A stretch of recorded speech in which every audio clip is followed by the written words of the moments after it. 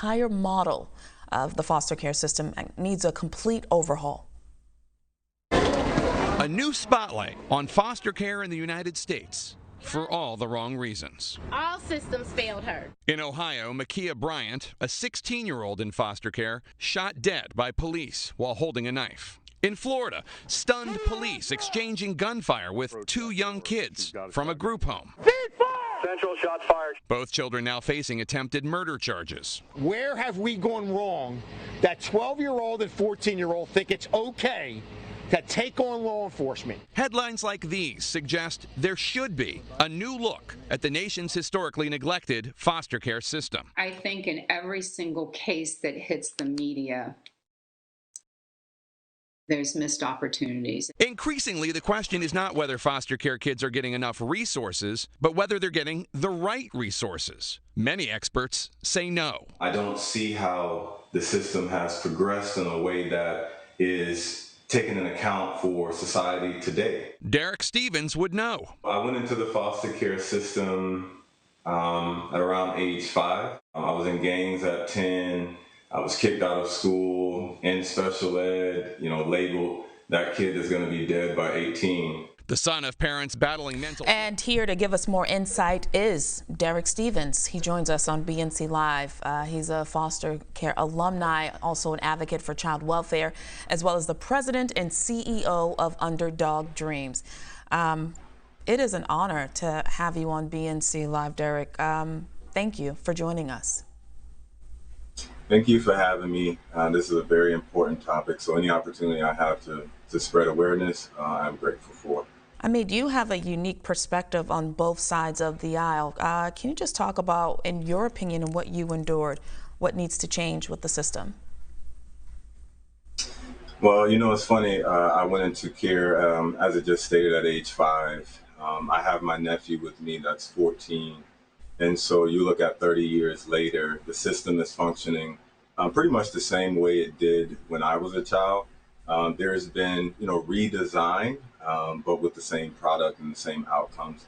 So I believe with the Families First Prevention Act, which is a historic bill, we have an opportunity to redefine the child welfare system, not in the sense of just a redesign for a different look, but actually get at core outcomes that matter and that are going to improve the lives of youth and families.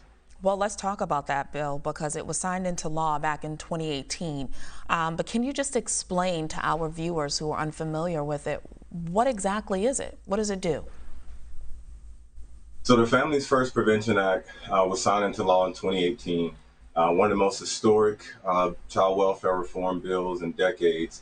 And what it really looks to do is move the money from when families and youth are actually in the foster care system. This bill allows for funding to be used up to 12 months prior to a youth or family becoming engaged with the child welfare system. So it looks to identify those families that are at risk and use funding to provide things such as parent skills training, access to mental health services, and access to substance abuse services. So it really opens up the way we use funding, and it really moves the cultural shift towards prevention. And Derrick, you mentioned earlier on in our conversation that it's a broken product that's being repeated. What did you mean by that, and how can we fix it? Well, I think, sometimes I say I don't even know if this has actually been something that was fixed to be broken. If you look at the history of foster care, that goes way back. But we started off with orphan trains back in the late 1800s.